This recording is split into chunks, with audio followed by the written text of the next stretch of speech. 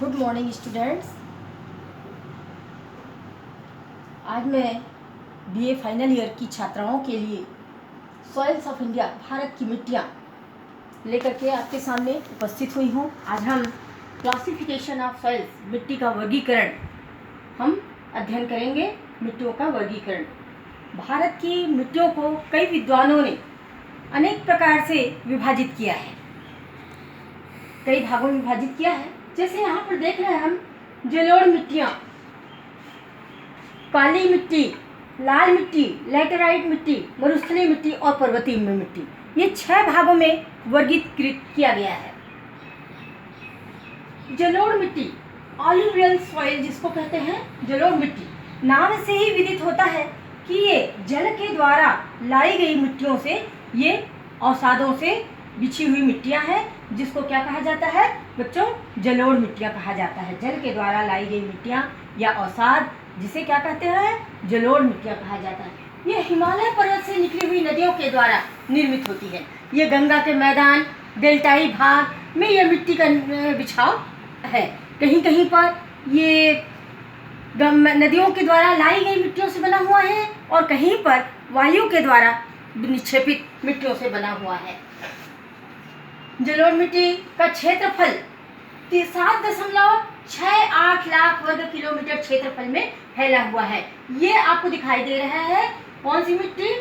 जलोढ़ मिट्टी। ये सबसे लास्ट में लिखा है कांप मिट्टी या जलोढ़ मिट्टी। ये क्षेत्र है आपका जलोढ़ मिट्टी का। गंगा का मैदान, डेल्टाई भाग, इन पर पाया जाता है। यहाँ पर जो मिट्टी की गहराई है 25 सेंटीमीटर से 35 सेंटीमीटर की गहराई में पाया जाता है।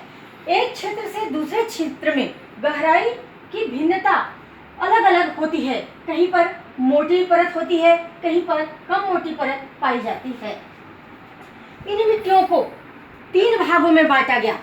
पहला पुरातन जलोढ़ मिट्टी, दूसरा नूतन जलोढ़ और तीसरा नवीन जलोढ़ मिट्टी।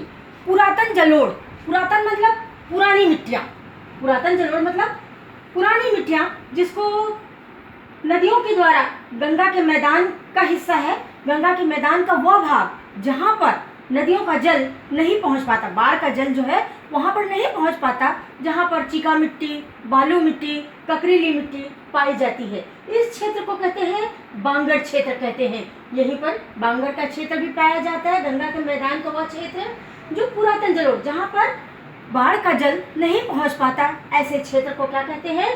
बांगर क्षेत्र कहते हैं। दूसरा क्षेत्र है नूतन जलोढ़। नूतन जलोढ़ किसे कहते हैं? जहाँ पर बाढ़ का जल पहुँच जाता है।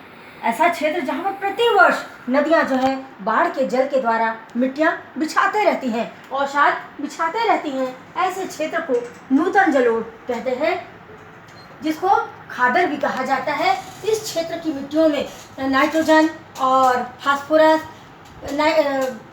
नाइट्रोजन और फास्फोरस की मात्रा पाई जाती है। फास्फोरस की मात्रा कमी होती है और जीवांश की मात्रा अधिक पाई जाती है। तीसरी बात आती है नवीनतम जलोढ़। नवीनतम जलोढ़ मिट्टी को डेल्टाई मिट्टी भी कहते हैं। नवीनतम जलोढ़ ये डेल्टाई भाग में पाई जाती है। प्रतिवर्ष नदियों के द्वारा डेल्टा के भाग में ला करके गिराए गए अवसादों से ये डेल्टाई भाग में नवीनतम जलोढ़ मिट्टी बिछी होती है। ये खेती के लिए, कृषि के लिए अधिक उपयोगी होती है बच्चों। तो इस प्रकार से हमने क्या देखा? ये जलोढ़ मिट्टियाँ, नदियों के द्वारा बिछाई गई मिट्टियाँ 3 प्रकार से होती हैं। पुरातन जलोढ़ जिसको बांगर कहते हैं, नूतन जलोढ़ जिसे खादर कहा जाता है, और नवीनतम जलोढ़ डेल्टाई भाग। नूतन जलोढ़ मिट्टी खादर जिसको रेह भी कहा जाता है। अब आगे चलते हैं। दूसरी बात आती है काली मिट्टी। काली मिट्टी का क्षेत्र आप देख रहे हैं। ये क्षेत्र जो दिखाई दे रहा है काली मिट्टी कहा जाता है। ये भारत के करीबन 5.55 लाख वर्ग किलोमीटर क्षेत्रफल में फैली हुई है। गुजरात, महाराष्ट्र, मध्य प्रदेश का पश्चिमी भाग, इन क्षेत्रों में ये काली मिट्टी बिछी हुई है। ये चिपचिपी मिट्टी होती है, क्षारीय होती है, उपजाऊ मिट्टी होती है। इस मिट्टी को भी 3 भागों में बांटा गया है। एक छिछली काली मिट्टी, दूसरा मध्यम काली मिट्टी और तीसरा गहरी काली मिट्टी। इस मिट्टी में काली मिट्टी को क्या कहा जाता है? इसमें नाइट्रोजन, फास्फोरस, जीवांश इनकी कमी होती है और ये काली मिट्टी काले रंग की होती है, इसलिए इसको काली मिट्टी कहते हैं। और विशेष करके ज्वालामुखी के द्वारा उत्पन्न जो मिट्टी होती है, जो लावा वगैरह होता है, उसके फैल जाने से ये काली मिट्टी बिछ जाती है ऊपरी भाग में, इसलिए इसको काली मिट्टी कहा जाता है। इसमें नाइट्रोजन, फास्फोरस और जीवांश की कमी होती है। तीसरी बात है लाल पीली मिट्टी। लाल पीली मिट्टी ये जो है आप देख रहे हैं, लाल पीली मिट्टी भारतीय प्रायद्वीप के दक्षिणी भाग में पाई जाती है। भारतीय प्रायद्वीप के दक्षिणी भाग में पाई जाती है ये लाल पीली मिट्टी जो है। तकरीबन 1.26 लाख वर्ग किलोमीटर क्षेत्रफल में फैली हुई है ये लाल पीली मिट्टी।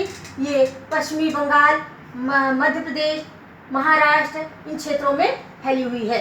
ये मिट्टी जो होती है कैसी होती है? मोटे अनाज के लिए उपयोगी होती है। मोटे अनाज लगाए जा सकते हैं इसमें। कपासी मिट्टी भी कहलाती है लाल पीली मिट्टी जो है। और मूंगफली तथा आलू के लिए भी ये सर्वोत्तम होती है ये काली लाल मिट्टी जो होती है। इसके लाल रंग होने के कारण क्या है? इसमें लौह ऑक्साइड पाया जाता है। लौह ऑक्साइड पाए जाने के कारण से इसका रंग कैसा होता है? लाल रंग का होता है ये मिट्टी जो होता है। इसके बाद हम देखते हैं चौथी बात आती है लेटेराइट मिट्टी। ये आपको दिखाई दे रहा है लेटेराइट मिट्टी का स्थान जो है। ये लेटेराइट मिट्टी तकरीबन 1.26 लाख वर्ग किलोमीटर क्षेत्रफल में फैला हुआ है। इसमें चूना, नाइट्रोजन, मैग्नीशियम इन तत्वों की कमी होती है। ये लेटेराइट मिट्टी कहा जाता है। लेटेराइट मिट्टी जो होता है ईंट के समान रंग का होता है। लेटेराइट मिट्टी ईंट के समान के रंग का होता है और लाल होता है। ये केरल, महाराष्ट्र, उड़ीसा, असम इन क्षेत्रों में फैली हुई है। इस मिट्टी की उत्पत्ति मुख्य रूप से मानसूनी जलवायु वाले क्षेत्रों में होती है और इस मिट्टी में चूना, नाइट्रोजन, मैग्नीशियम तत्वों की कमी होती है। इस मिट्टी में नमी को लंबे समय तक रखने की क्षमता होती है। यहाँ पर जो ककरीली मिट्टी होती है वो कम उपजाऊ होती है और महीन और चिकनी मिट्टी जो होती है वो अधिक उपजाऊ होती है। इस प्रकार से हमने देखा लेटेराइट मिट्टी। इसके बाद आता है मरुस्थलीय मिट्टी या डेजर्ट सॉइल जिसको कहते हैं। ये जो होता है डेजर्ट सॉइल, ये मरुस्थलीय मिट्टी आप देख रहे हैं भारत के पश्चिमी भाग में राजस्थान, हरियाणा, गुजरात इन क्षेत्रों में बालू प्रधान मिट्टी पाई जाती है। ये कम उपजाऊ होती है, इसमें कंकड़, नमक की मात्रा पाई जाती है। बालू प्रधान होती है ये और कम उपजाऊ होती है, ये मरुस्थलीय मिट्टी कहलाती है। इसके बाद लास्ट आता है पर्वतीय मिट्टी। पर्वतीय मिट्टी जो होती है, पर्वतीय मिट्टी का विस्तार 2.0 करोड़ हेक्टेयर क्षेत्र में है और पर्वतीय मिट्टी की उपस्थिति का क्षेत्र हिमालय का ये पर्वतीय भाग है जहाँ पर चाय की खेती की जाती है। इसको हम क्या कहते हैं बच्चों? हिमालय पर्वतीय क्षेत्र की मिट्टियाँ पर्वतीय मिट्टी कहते हैं। यहाँ पर सीढ़ीदार खेती बना करके यहाँ पर खेती की जाती है और यहाँ पर जो खेती होती है उसमें चाय की खेती प्रमुख रूप से की जाती है, फलों की खेती की जाती है। यहाँ की जो मिट्टियाँ होती हैं क्षेत्र में पोर युक्त मिट्टी होती है। तो इस प्रकार से हमने देखा बच्चों कि किस प्रकार से 6 भागों में मिट्टियों का विभाजन किया गया है, वर्गीकरण किया गया है। ये भारत की मिट्टियाँ हैं और इस मिट्टियों में अनेक प्रकार की समस्याएं भी आती हैं, जैसे मिट्टी अपरदन की समस्या आती है, मिट्टी क्षरण की समस्या आती है, जल प्लावन की समस्या आती है। इस प्रकार से अनेक समस्याएं आती है, वो अलग टॉपिक है। बच्चों यदि ये मेरा वीडियो पसंद आया हो तो ज़रूर लाइक कीजिए, सब्सक्राइब करिए। धन्यवाद। जय हिंद।